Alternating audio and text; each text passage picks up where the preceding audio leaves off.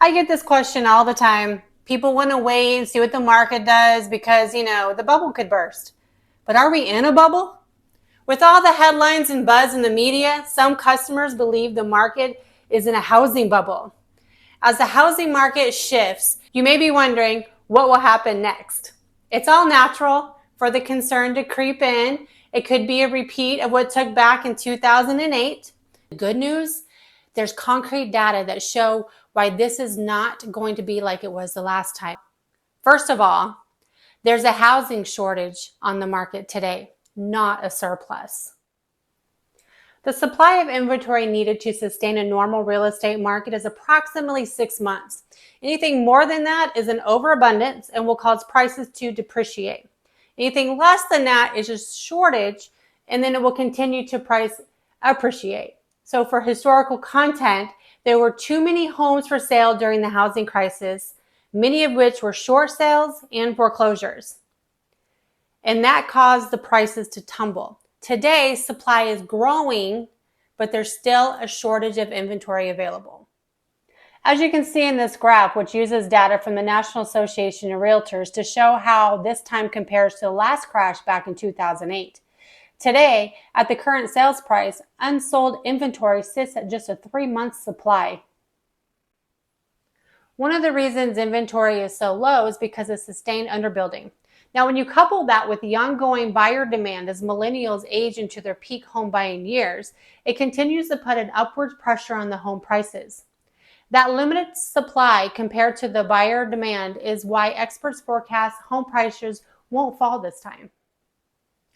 Another reason is the mortgage standards were much more relaxed during the crash. During the lead up to the housing crisis, it was much easier to get a home loan than it is today. This graph showcases data on the Mortgage Credit Availability Index from the Mortgage Bankers Association. The higher the number, the easier it is to get the mortgage. Running up to 2006, banks were creating artificial demands by lowering lending standards and making it easy for just about anyone to qualify for a home loan or refinance their current home. Back then, lending institutions took on much greater risk in both the person and the mortgage products that were offered. That led to mass defaults, foreclosures, and falling prices. Today, things are a little different, and purchasers face a higher standard from mortgage company. Mark Fleming, chief economics at First American, said, "Credit standards tightened in recent months due to increasing economic uncertainty and monetary policy tightening." What the heck does that mean? Stricter standards like these today help prevent a risk of rash foreclosures like there was the last time. The foreclosure volume is nothing like it was during the crash of 2008. The most obvious difference is the number of homeowners that were facing foreclosure after the housing bubble burst. This graph uses data from the Aton data solution to help tell the story. As you can see, foreclosure activity has been on the way down since the crash because buyers today are more qualified and less likely to default on their loans. In addition, homeowners today are equity rich. They're not tapped out. During the housing bubble, a lot of homeowners were using their homes as their private ATMs.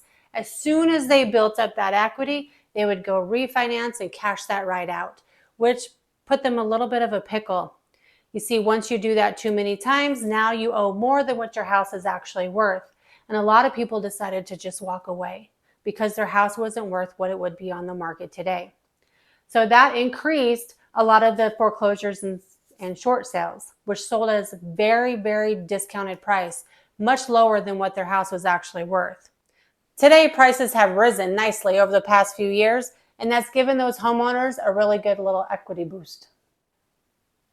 According to Black Knight, in total, mortgage holders gained $2.8 trillion in tappable equity over the last 12 months.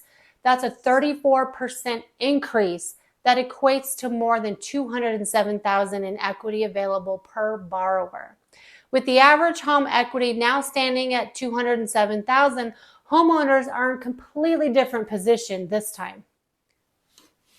The bottom line is, if you're worried you're making the same mistake that led to the housing crash, the graphs I've shown should help ease your concern. Concrete data and expert insight clearly show how this is nothing like it was the last time.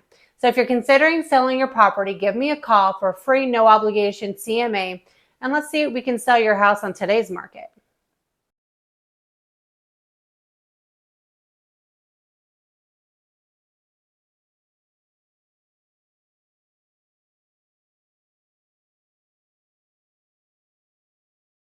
Next. You may be wondering what will happen next. It's all natural. Good news.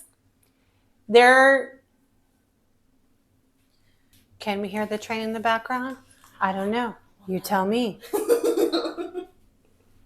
Today prices have ribbon. Today prices has. Oh my fuck. Don't roll your eyes and do it again. Today prices have ribbon. It's okay. Do it again. Today prices has risen. Today prices have risen. Nice. First of all, there's a housing shortage. First of all, there's a okay. Come on, deep breath, do it again. First of all, there's a shortage of homes on the market today, not a surplus.